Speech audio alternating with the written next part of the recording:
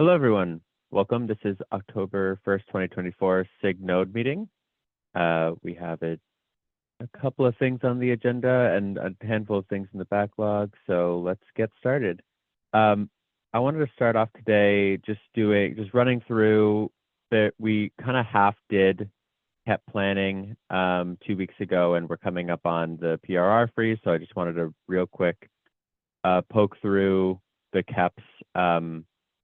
There were a handful of KEPs that we didn't get to triaging, and I just want to triage them and make sure that we are our list of KEPs is accurate. So yesterday I went through them, and there were a handful of things that were in draft stage that we hadn't gotten to, and I've basically moved all of those that I think we are potentially looking at doing. I'm realizing that there was another one that I was supposed to add, I think. Draft stage, but in the meantime, while I sort of play around with this, one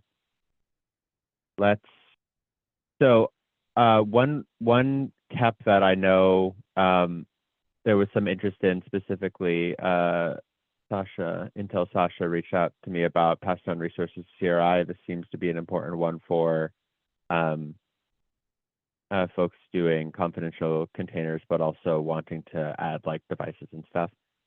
Is anyone from Intel, this team on Intel, on the call and wants to talk about this at all?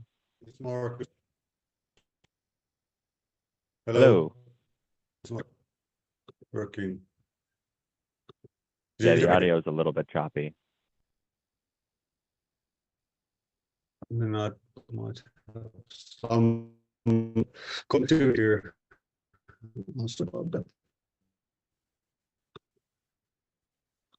But yes, we are if we just you're done with for that. Okay. You're breaking up, Marcus. So I have planning. Sorry. Any better? Can you try to say another thing? Any better? Much better. A little bit, yeah. Much better. Yeah, so me and Paul from Intel document video are committed to work on this. We just your bandwidth for the Sorry, Marcus. I for one actually understand you still. It sounded like it was going to be better, but it wasn't. Could other people understand him? If so, I'll just be quiet. No, I can't make it out either.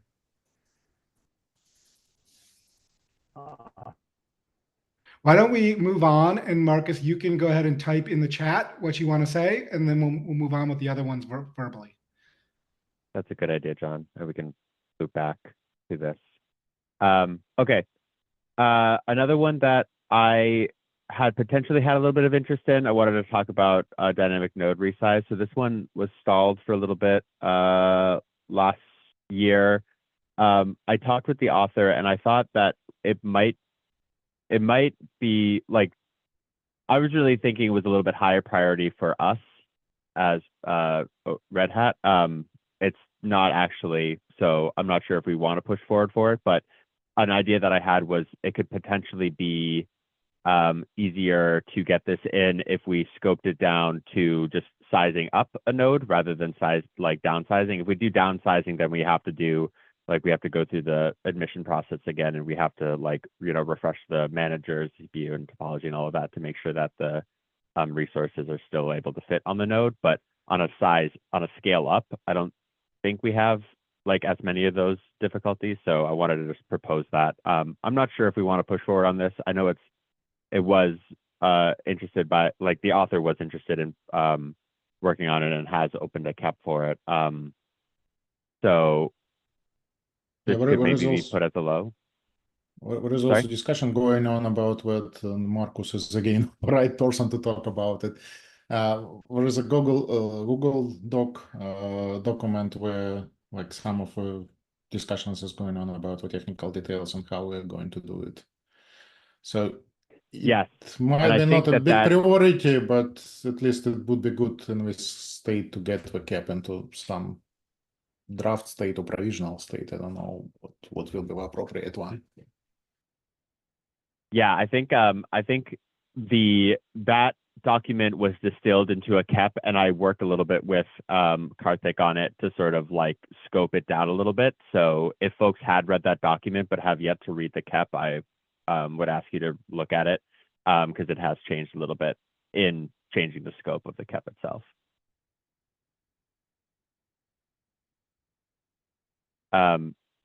But so on the idea of triage, I would probably consider this either medium or low, maybe a low just to start. And I don't know if there are any approvers that want to take a look, or if we want to sort of let this let the discussions happen more naturally and not commit ourselves to working on it. I'm not sure. Yeah, I would say let's not commit. I don't think we have a lot of time, like only 9 days to these. So Yeah. Okay.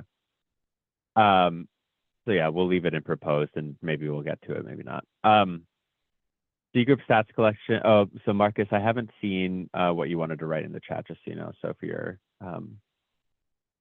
waiting on that to look back, but moving forward, the direct C group stats collection. So this one I also would kind of consider to be in draft. I'm not sure if we actually want to go through with this. I've been commenting on it a little bit, but it might kind of be better considered to be in the draft stage. But I thought it was good to consider. Basically, the idea of this is an extension of the CRI stats cap, where instead of just having the pod and container stats coming from the CRI, instead of CAdvisor, all of the stats and metrics that we get for all of the C groups that we care about would be coming from the kubelet as well. So basically, further pushing for dropping CAdvisor from the kubelet. I'm not fully convinced that this is the direction we want to take, but the author seems to be enthusiastic about it and wanted some folks to look at it.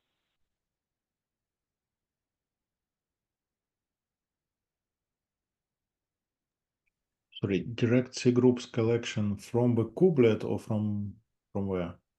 From the kubelet, yeah. It's proposal. probably not a think good that idea. It's probably not a good idea about because of VM-based runtimes. So like for pod level you can collect, but C group for container, Well, you don't see yeah, it. but in this case, the advisor is no better about that. So that would be a kind of an analog with what we have today. Yeah, it's analog, but probably the right source of information is runtime for that particular data. Oh, right. No, it's not saying for the pods and containers. It's saying, so like CAdvisor today collects the metrics for like all of the C groups on a node. And kubelet, and then so the CRI stats, the idea is to take the pod and container pieces of that and move it into the CRI. But then there's all of the remaining C groups, like, you know, QPod, like the intermediary C groups between the pod and the root, and then also the system slice, and also like, so the proposal here is to take them, instead of taking that, like the stats collection for the pods and containers from the runtime, it's just taking all of the remaining C groups collection and putting it into the kubelet instead of CAdvisor. Oh, okay. Sorry, my bad. All good. Yeah, I would also kind of deem this a low, potentially not even, but if folks could kind of sort of chime in and, you know, help shape the direction of this, I think that would be helpful. Marcus responded, so let's pop back to this one again. So Marcus said in the chat, for the CRI resources passed down, him and Zvanko from NVIDIA are committed to working on this one pending they have a reviewer bandwidth for it. There is a summary that's needed for the KEP PR summarizing the previous comments and concerns. So I'm happy to help review this one. Do we have an approver who would be willing to look at it potentially? I think majority of this one is going to be in the CRI area. So I thought we had approvers in CRI now, Peter. So you might be able to take that as well. True. I could potentially approve it. I would be fine to act as an approver on this if it is end up in mostly in the CRI. If someone else wanted to volunteer as an reviewer, Yeah, I'll but we review can do it. that. I'll review it, Peter, Cool. and you can, yeah. And between the both of us, we're both approvers on the CRI, so that will cover. Cool. Let's do that. Thank you, Mike. Cool. So non-allow listed Linux capabilities. So this one, I think the idea of this one, I think that there is, yeah. So there is a, there we go. There is a cap open. So I think the idea of this one was to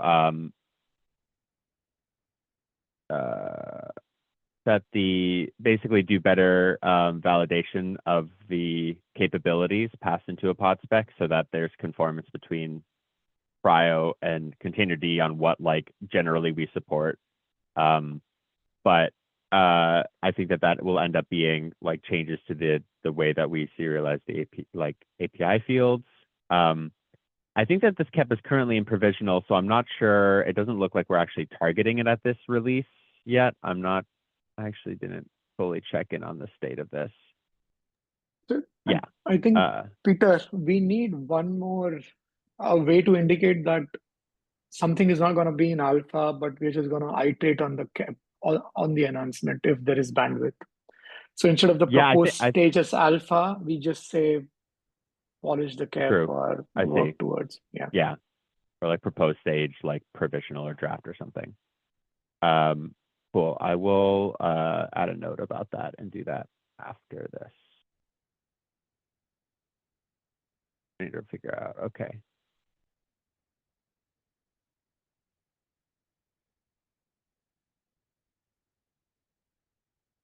And hopefully I'll remember what that means. Okay. Good idea. So I don't think we're really going to make progress on it, but we should like put some love into it if we can. So so we can maybe move forward with it in 133. The image high threshold and image FS available. So this one, basically the author is proposing that there should be some validation that the kubelet does on these two fields so that image garbage collection is always going to happen before disk eviction. So that old image, like we know that old images are getting cleaned up before pods are getting removed. So that is the proposal here. It's a fairly small proposal. It'll be like a change to the kubelet, like the validation of the kubelet configuration. And like, I think there's adding a feature gate to make sure that it's, you know, sort of like basically to have a transition period for it. So the scope feels fairly small. What do folks think about this?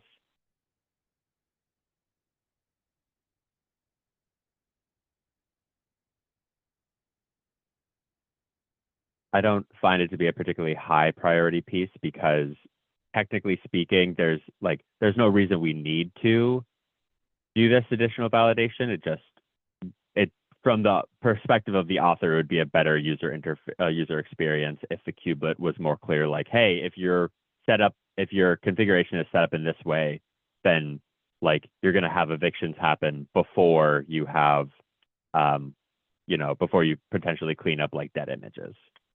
I think the idea is fine. It only makes sense though if you had a separate image of S, right? Like, so the only thing would be like if we start throwing false positives on. Yeah, for a split disk scenario, I agree that it wouldn't make as much sense. So this would only be for like a unified, because then the tracking of the images would be tied to, like, would also be charged against the disk where the pods would be evicted from. Yeah, so I thought ImageFS only had meaning when it's been a while since I looked at it. I thought it only had meaning when you had a split disk. But that Oh, might be an interesting. exercise for me to make sure my memory is accurate. Yeah, that wasn't my understanding, but I also I didn't look deeply into the minutia of it, so it's possible. So maybe we follow up about that, but write a note about that.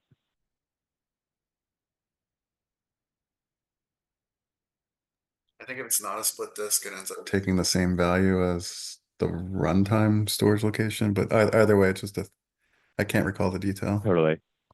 I think that there probably still does exist does not exist the relationship between image DC threshold and eviction for disk, regardless of which particular so like even if it isn't the image FS, like we're not using that field, I wonder if it would still be useful to have a set a relationship between image DC and the whatever the I can't remember what the alternative to image FS in this case is, but like the root FS basically. But Sure called it root FS or runtime FS. I can't remember the name we had. But yeah, I agree. Yeah, I think it cool. Okay, well we can sort of do a little bit of investigation here, but I still think it could be useful. We'll see. I mean, if any approver wants to take a look at it, I've been kind of reviewing it and helping the author, but I don't think it's particularly high priority. Okay. Next up, we have inconsistent containers ready state after kubelet restart. So I'm pretty sure this spawned from a bug fix, and then they were asked to open an enhancement for this bug fix.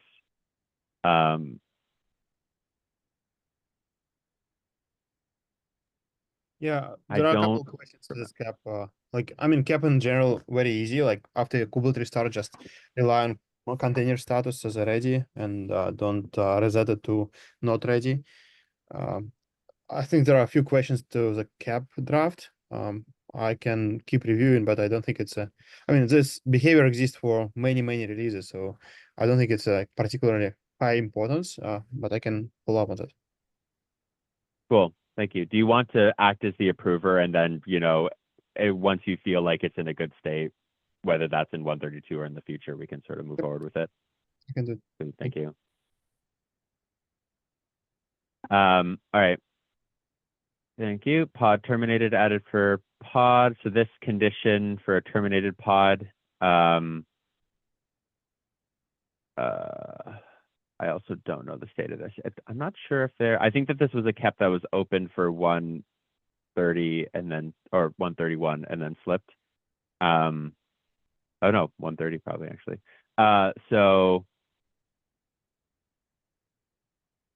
the author says that they plan on continuing working, but it still seems like we're in discussion here. I don't know if it's totally clear. So maybe this should also go into this draft stage.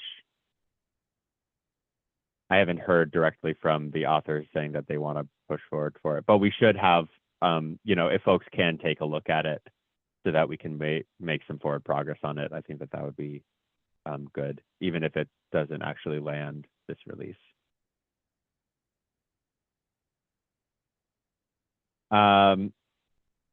Okay, so this one, it turns out is a higher priority for Red Hat than I had originally thought. I don't know if Francesco is on the call and wants to talk about this, or anyone who's working on this. Oh yes, Francesco's there. Hey, yeah. So this one actually it's a fix for a behavior which like pretty much very early in the conversation. So reserved CPUs should not be used for best effort pods, which I agree with. We had a very lengthy discussion and we come to an agreement, which I like. And from my perspective, looks good. I mean, if we have bandwidth, I would support this. Yeah. So happy and thanks a lot, Francisco, for your help. Actually, the code PR is already available, and so if this KEP can be merged, I think we can start reviewing the code right away, and we can follow up with the test code as well. Cool. Yeah, thank you for working on this and your patience here. I think, yeah, I think we need an approver to champion it, and then, but I agree with Francesco that it feels like we're pretty close to consensus, and it's nice to have the code also be able to review, so then we can compare that to the KEP and have an idea of the actual change. Is anyone? Does any of the I was reading this approvers- KEP this morning. I guess, Francesco, I might ping you with a couple questions, but it looked largely Yeah, sure. okay. Anytime. Happy to help. Just for it looked like the latest iteration of the KEP did not need to advertise anything to the scheduler. And that's what I want to make sure We touched this topic. I think that advertising to the scheduler solves the problems and opens potentially a can of unpleasant stuff. Yeah. So I thought, I think my memory was it's in some alternative risk section, which meant like if my memory is right, you're not looking to do anything to change the node status in this KEP. Yes, that would be my strong preference. But if reviewers or other people disagrees, we are here to discuss. But yes, I would strongly agree with your sentence. Yeah. Okay. All right. Well, it's my first read when I was looking at it today was it felt like I thought we already had this, and so that's what I was a little confused on. But it seems reasonable for my first pass. So I'll poke you with a couple questions, but otherwise you can put me down, Peter, to do this. And then Francesco, like it'd be great if some of these areas I know you have a lot of depth in. It'd be great if we can help get you to be the approver on these topics or others who are interested going forward, because it's a real mind bender when you go down into this level of the kubelet again. I would be happy to help. Yeah. Francesco, you can ping me also. I can also have a look. Yeah, of course. We can, Sasha, if you have time, that would be great if you can make a pass of the KEP as well. Yeah. I have a quick question here. So because this is a backlog review for 132, meaning that, and this is a feature we've been expecting, wanted to have since 1.19. So in terms of the timeline, so what are the timelines, meaning days that we can expect to get a conclusion or see this thing being approved to be part of 132? So the deadline for 132 is next on October 10th. So it's in a week. So you'll know for sure whether it's made it in 132 by then. So in terms of feature approval, right?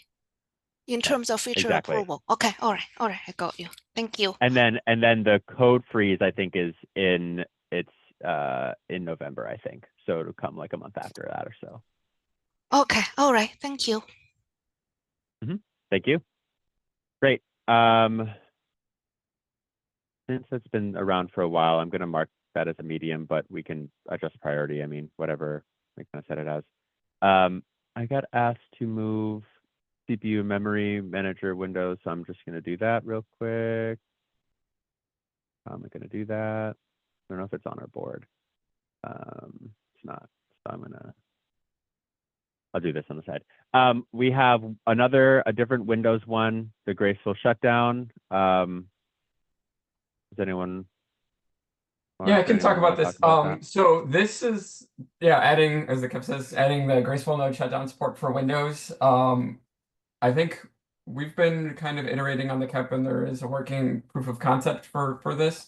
So we'd like to try and progress this to alpha. The question, I think, for SIG Node is how much do you want to be involved with the review or the approvals of the KEPs versus the pull requests? Most of the implementation is just implementing some stubbed out Windows code for this. So there's not a ton, but it'd be good to at least have somebody do a quick review of the KEP, probably. If I there's can time. make a quick pass, Mark. Yeah. Okay. Thanks. Yeah. Sweet. Thank you. I am. Did anyone have anything else on this one?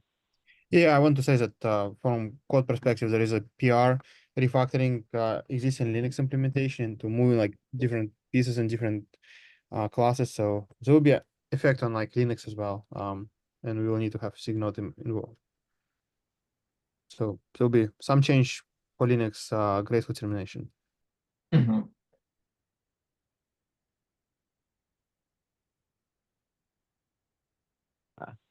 Cool.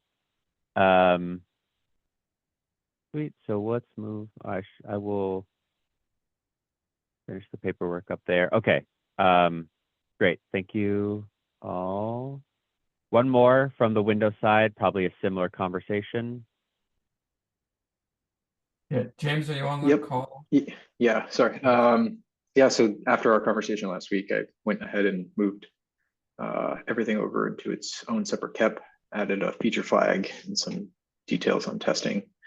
I think nothing changed from a Windows implementation details, so I had some folks from SIG Windows take a look at it and got the LGTM there. I think we just wondering who could be an approver from the SIG Node side of this to get this in for this round. Francesco, you wanna take a look and I can approve once you approve. Yeah, I can have a look. Yeah. Yes, thank you. Thank you. Okay. Awesome. From the SIG Windows side, what would you deem the priority of these two?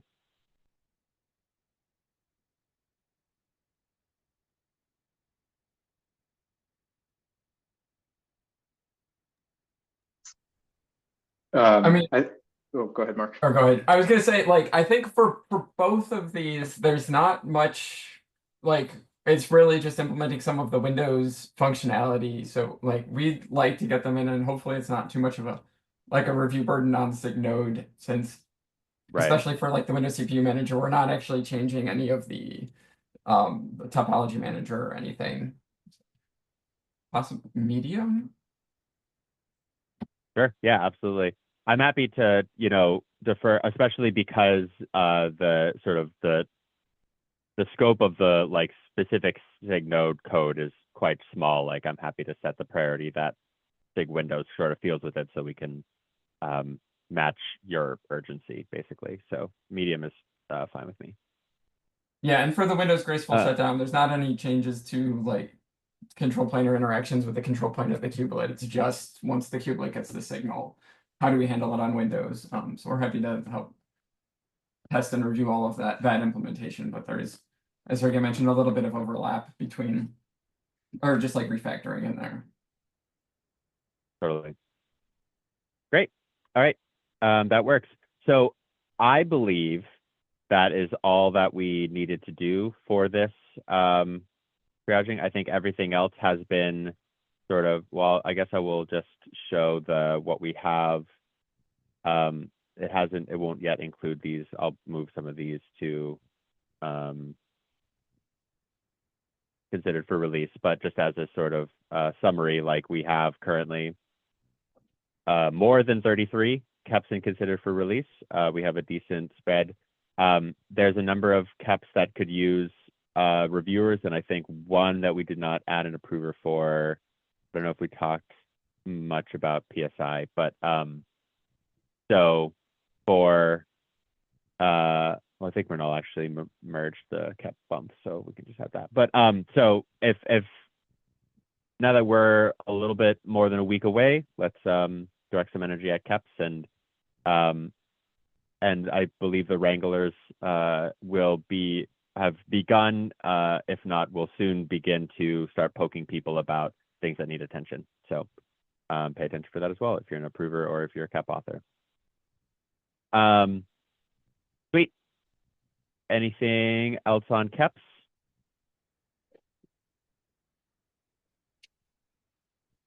All right. Dixie. I will need share permissions. Yes. Will I give that to the room? Or are you on? Oh, you're on separately here. There you go. There.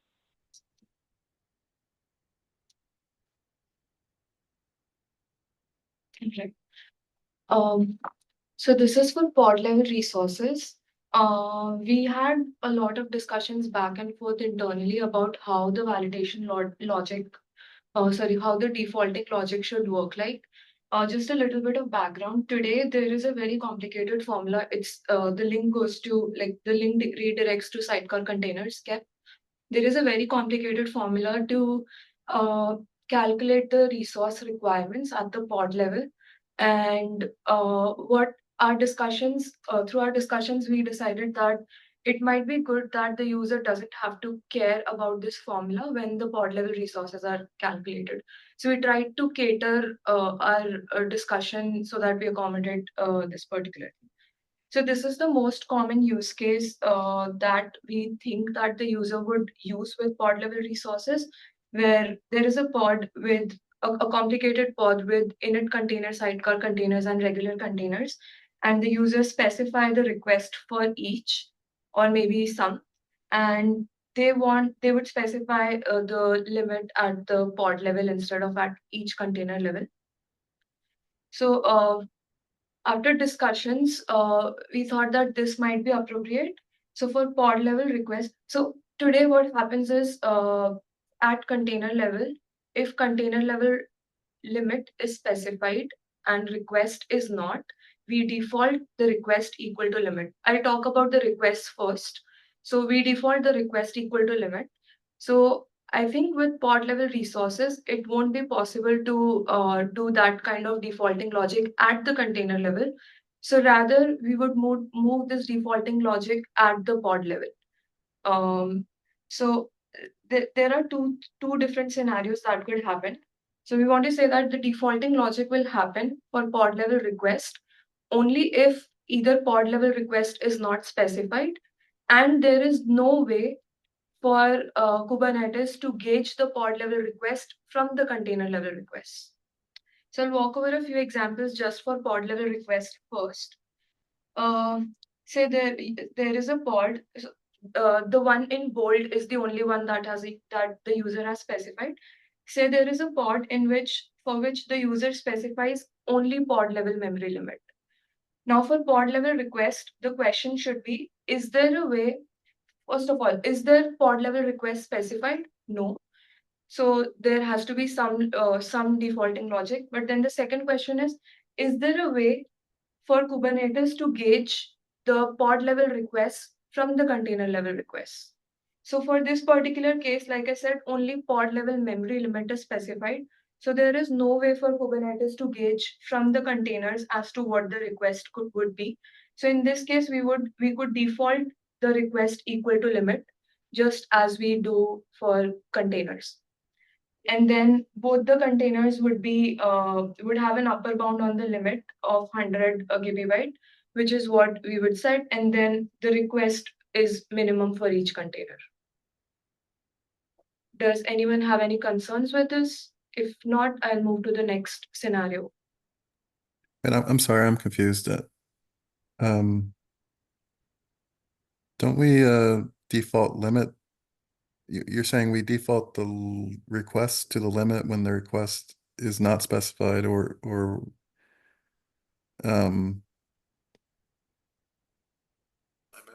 if not, I don't at think the we pod do that. go ahead. Are you sure we do that on the container level? If you don't specify a request, but you do a limit, we default the request to the limit? Yes. If today user does not specify container level request, but they set limit, we default the request equal to limit. Are you sure that's not a limit range or something that's doing that? No, there is a defaulting logic. Okay. The implication there is that I have to go back. It's been a while, but The implication here is the only way you can then overcommit on memory is if you make an explicit request, correct? Yeah. Okay. Yeah. So the idea is to push users to specify limits and request explicitly. And we want to minimize the defaulting logic as much as possible. So we're kind of trying to cater to that place. Like we want to reach that place some point in future. I'll move on to the next scenario. So this is another one where the user has specified pod level memory limit and they have specified request for each container. Now the question here for pod level memory request should be, is there a way for Kubernetes to gauge the pod level request from the container level request? And since these two are just regular containers, it would just be a sum of requests for each containers. So since there is a way, the defaulting logic would not work, and rather the pod level memory request is derived from the container level memory request. And since these two containers would be guarded by the pod level memory limit, that is what would be set here. And will fail if the total of the request is higher than the pod limit. Right? Yes, yes, it has the request has to be less than the limit at the pod level. Okay. Move on to the third scenario. So again, now let's talk about the limits. So what happens today is that if you specify, if you specify container level requests and no limits, in that case, limit is equal to max. This is what happens today. So let's walk over this example. Again, with pod level memory limits, we want to say that if there is no way for Kubernetes to derive pod level memory limit from the container level memory limit, only then we do the defaulting logic.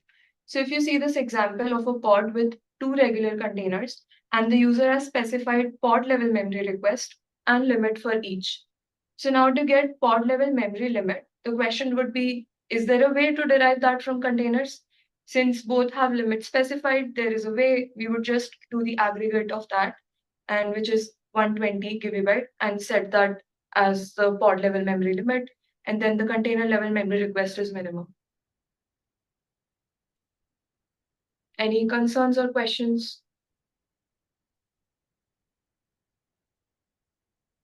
Okay, I'll move on to the next one. Now, this is the one that had a lot of back and forth conversations, and Tim Hawkin came up with this idea. And he said that today, when container level limits are not specified, we are kind of the user is kind of in an accidental burstable scenario. They end up with an accidental burstable pod. So instead of that, why not let users specify the max limit explicitly instead of us doing the defaulting logic of specifying limit is equal to max. So if you see this example of a pod which has two containers. For container one, there is request and limit specified, and then at the pod level, the request is specified. So today at container level, if the limit is not specified, the pod level, the container level limit is equal to max. So Tim suggested that maybe we want to take this opportunity and fix this only for pod level resources for now, and we rather have a defaulting logic saying that if any of pod level request or limit is specified, the other one will be equal to whatever is specified. So in this example, since the user specified request, we default the limit equal to request. And if user wanted a max value, then, I mean, this is arbitrary for now. We are yet to think of how to allow users to explicitly specify max value. But for now, let's just assume that this is an approved way to express limits. So if the user wants a max value, then you specify it explicitly either by max, setting the string as max or 999E. basically a high number and a suffix that we do not validate today. But can you go back to the previous slide? Sorry, Sundar, go ahead if you want. Yeah, no, I mean, perhaps we have the same question. I mean, on the right side, if I understand it correct, the limit should be 160, correct?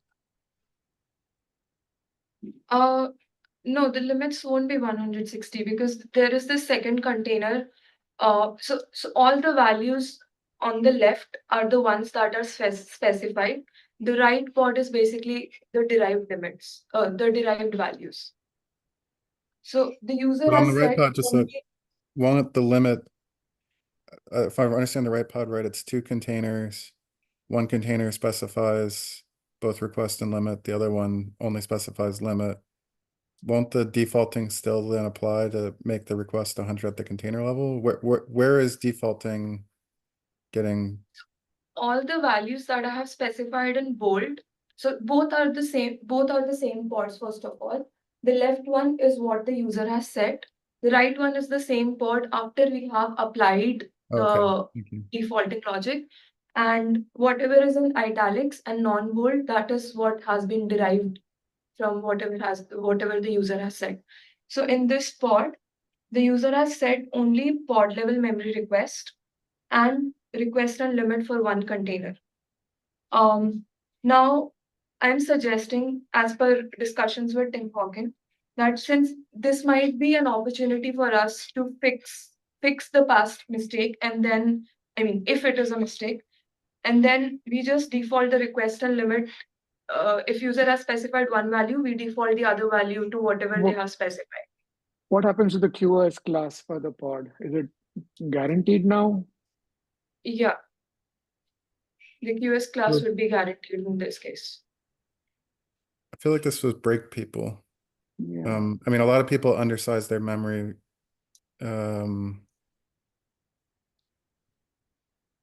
So this logic would happen only with the new feature, pod level resources. So when the user has to onboard to this new feature, they would know, like we will document that this is what the expected behavior is. And if you want a max value for the limit, then you specify it explicitly. This wouldn't change anything for the existing container level defaulting. This would change only at the pod level. Yeah, but this will break the in-place vertical scaling, I think, or because if we follow your example, if someone hasn't defined it, it will take the guaranteed QoS, but then when he will try to patch it and put a specific, then it means that it will downgrade the class, and then it will be forbidden with the proposal that last week it was presented, or? So, are you saying that it would break the QoS class? I mean, this logic would happen only when pod level values are specified, right? What if the container didn't specify the limit in this case? Would you still set the pod limit to 100?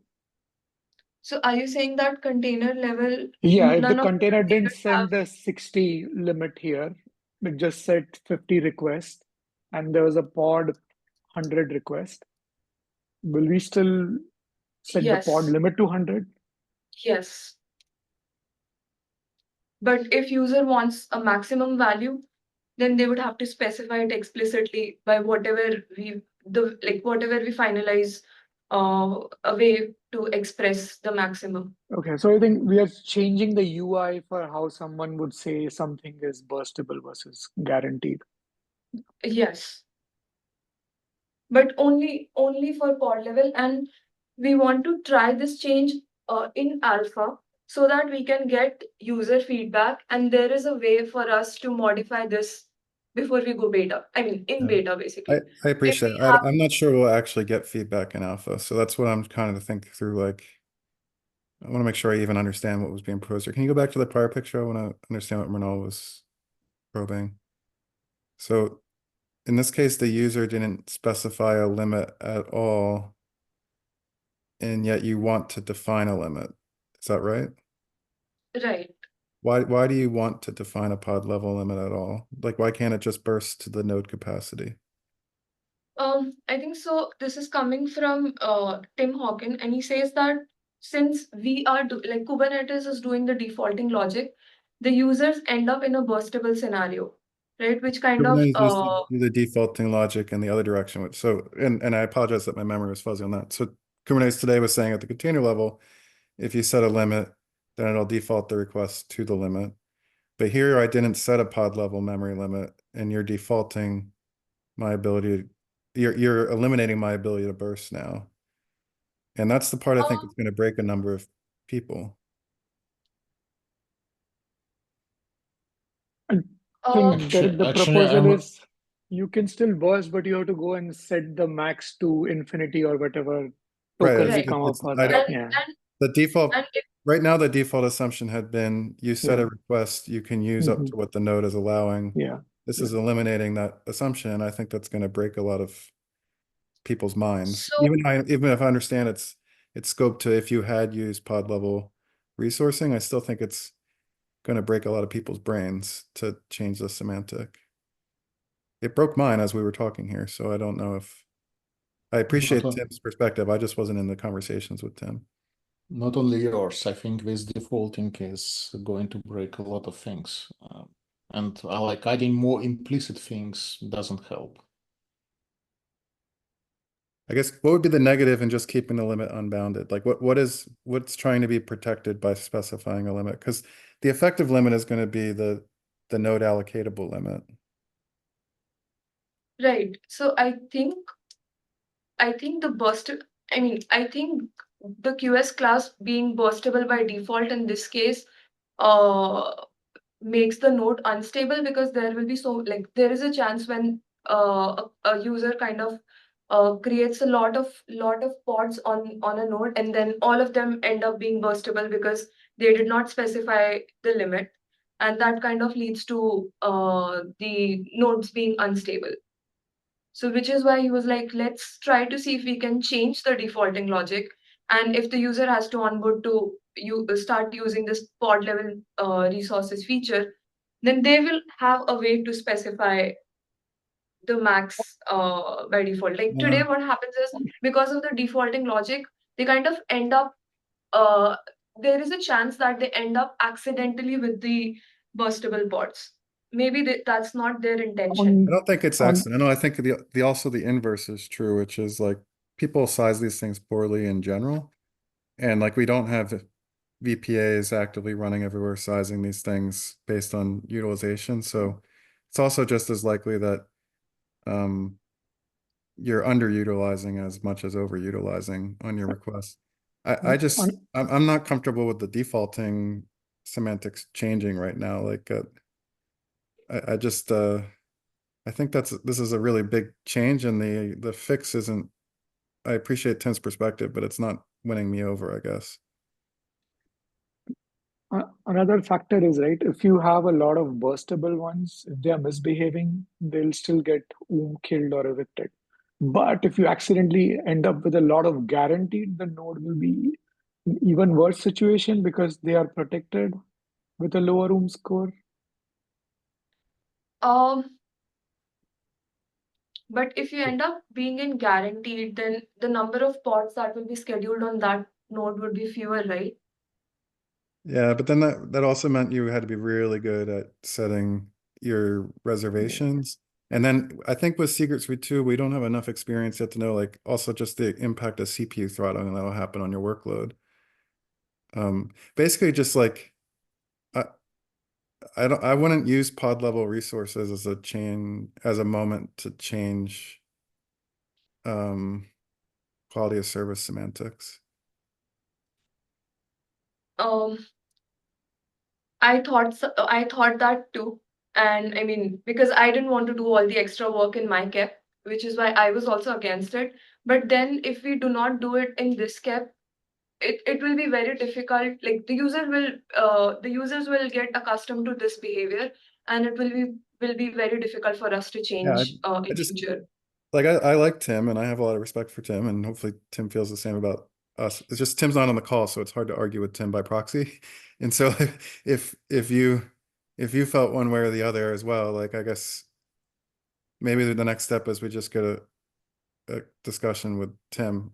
It's just catching me off guard. I'm trying to think through all the use cases where this could be problematic, like people who are running VMs on pods or a bunch of other use cases. It's really hard to reason through this. So I wouldn't want to dismiss Tim's input as much as like make sure Tim's here present advocating for what he was pushing for. Because I think the best thing then would be to probably schedule a follow-up with Tim and folks from here who are interested.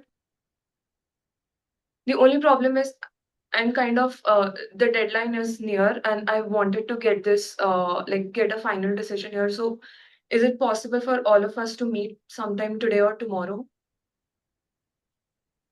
yes, but it's also, this is an alpha, so it could change in the other direction as well, right? Like if you didn't do anything on the limit side, how did that impact what you drew on alpha? So if we change the behavior in beta, I think that would be a bigger problem because then beta is enabled by default. And again, that's a change in behavior, right?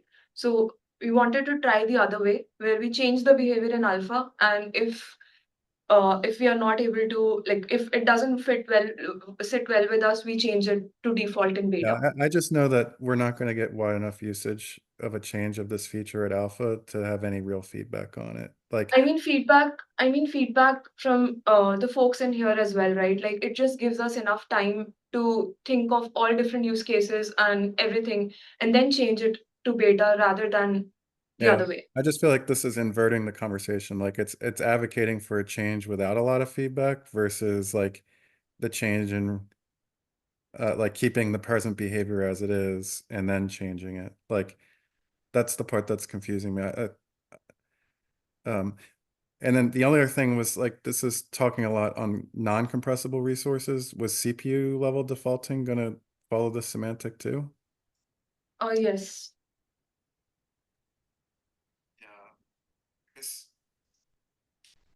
Can I interject? I feel this is complicated. Can I interject, Derek, just for a second?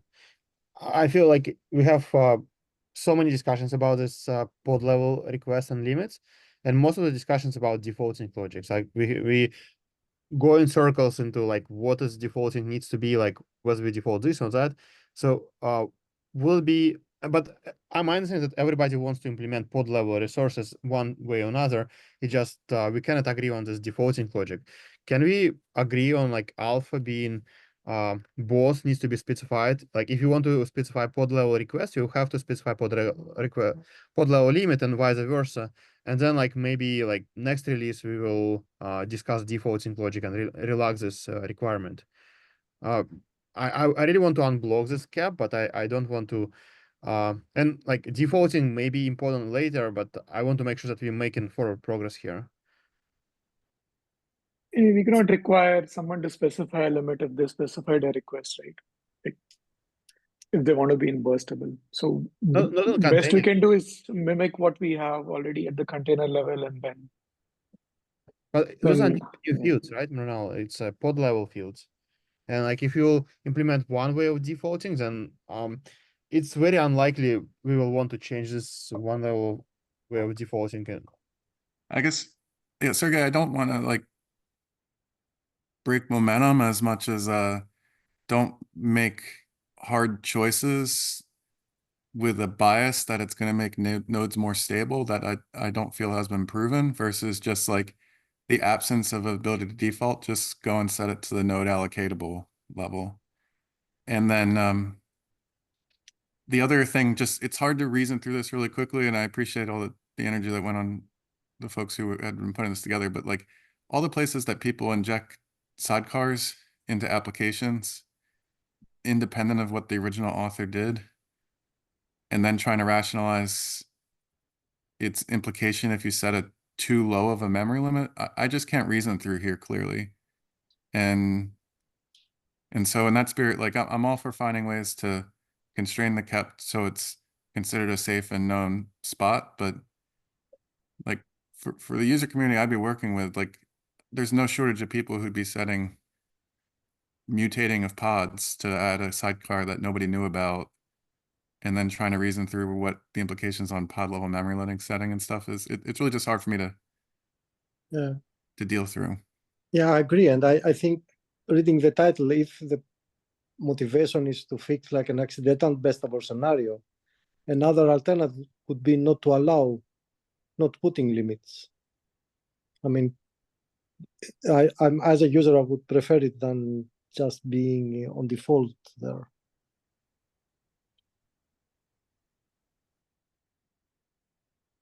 Okay.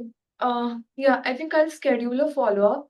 But outside of that, I think I did not find any disagreement on the other cases where we are deriving the request. If there is a way for us to derive requests and limits from the container level values, then we will derive from there instead of applying the defaulting logic. And if there is no way, only then we apply the defaulting logic. So at least I'll write my cap with all the other cases and leave some gaps for just this one and try to see if we can get everyone in one room and then discuss it to have a decision on that particular case. Does On it the sound picture good? you're just, how did you get a request value that it was 100 and the prior one? This one? So in this one, I'm sorry, the user specified things that are in bold? Yes. Okay, all right. I'll go ahead. No, sorry, go ahead. I'm sorry. I'll quickly walk over this as well. I mean, this is a very easy example actually, but since this is the most common use case that we are able to think of, so let's discuss that. So in a sidecar Actually, one other use container, case that's not covered here is ephemeral container. So if I launch an ephemeral container and you had done the memory limit defaulting, was there any thoughts on that?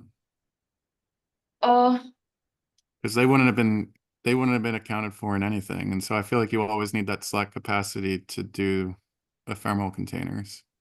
right, you'll have to add that to the requests and limits. I mean, to the limits at least. Yeah, I'm just trying to, for the prior use case, if you defaulted the limit to the request, you may never be able to run an ephemeral container.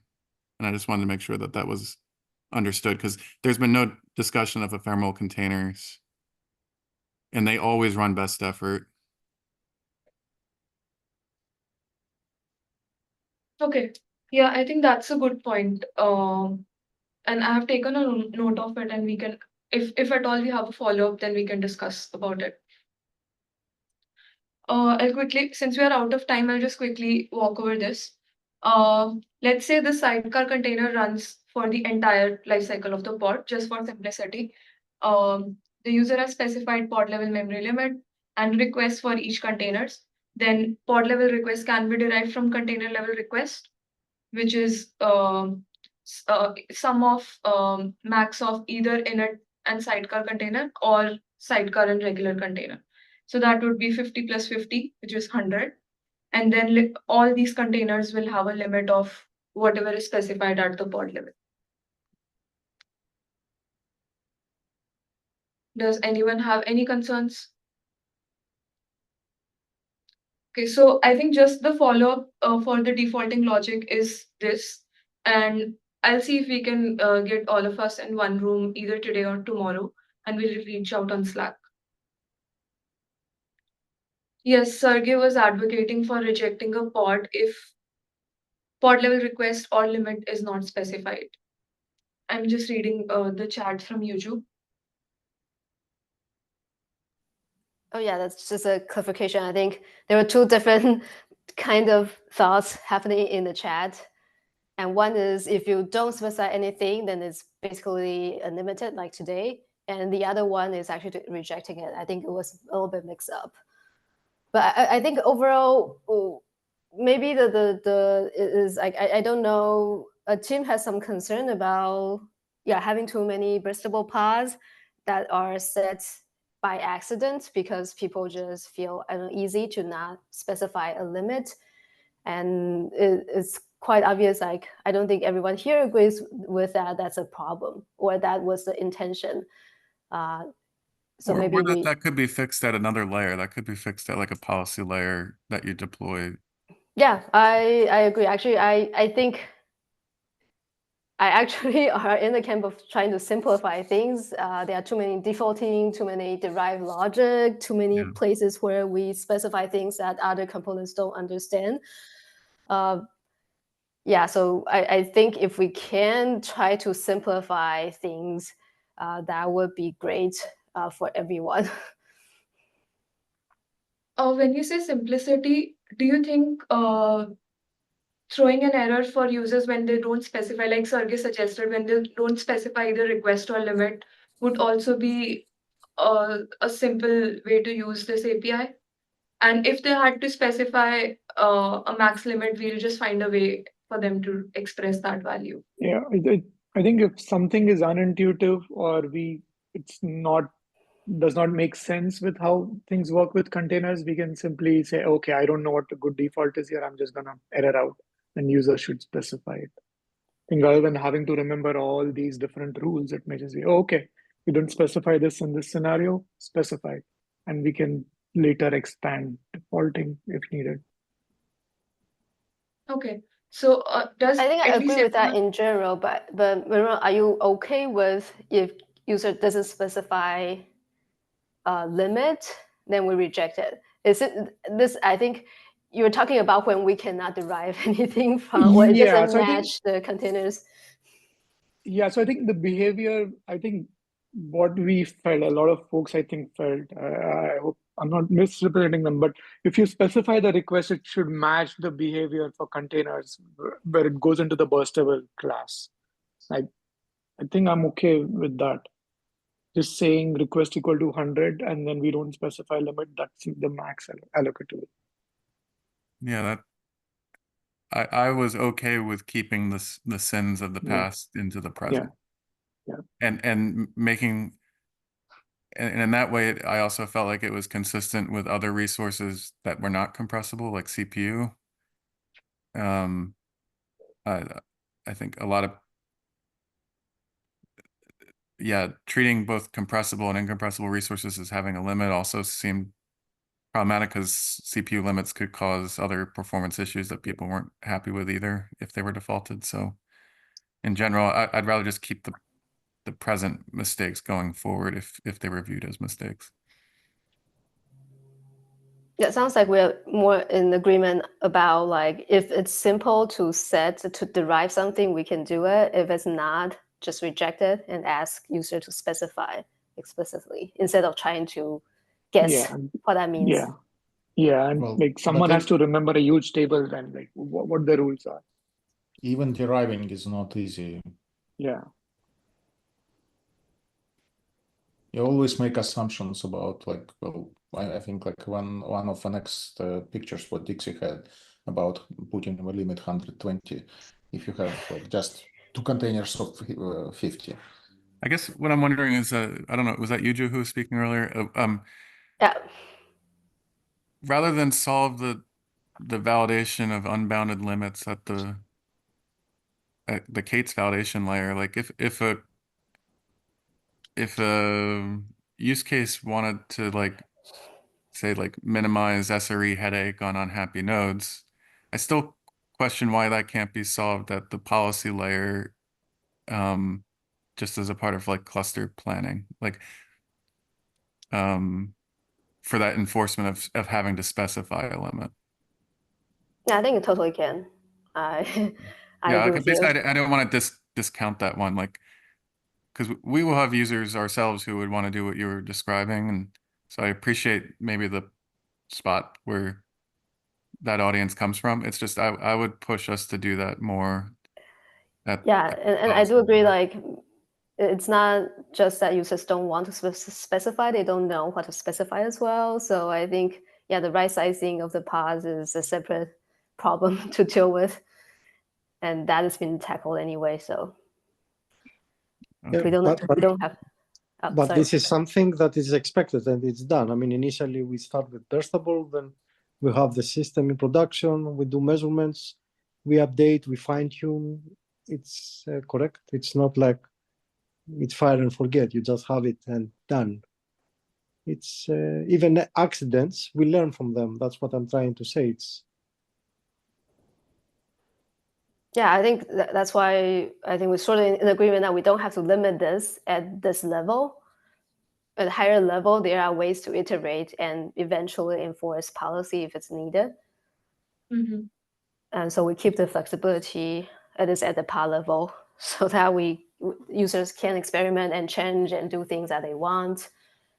And the cluster operators can define policies if it's needed.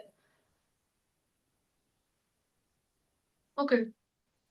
Yeah, that sounds good. I wanted to leave with that sentiment. I don't think we need to meet more, but maybe, I don't know if. Yeah, I agree. I think that was an idea that was just thrown off today, and to make sure that we have it discussed, Dixie brought it up. And yeah, and also like, yeah, thanks again for reviewing a lot of things. I think Dixie created a huge table of all the scenario, which actually got me a little bit nervous because I think it's getting a lot more complicated when we think about all the defaulting, all the derived logic. So I totally. felt bad that we defaulted the request to the limit, and I was blaming on who made that horrible decision so many years ago, and I don't know if it was me or Clayton or Tim or anybody Maybe else. it was you. So It could have been me. So, but yeah, I guess. That's definitely one thing that makes the pod level logic even more complicated because there's already a container level defaulting. Yeah, so like if we had never defaulted, I feel like that was the sin I'd want to avoid rather than improving defaulting. But yeah, this has been a fun, exhaustive conversation. So I appreciate all the detail. And yeah, thank you.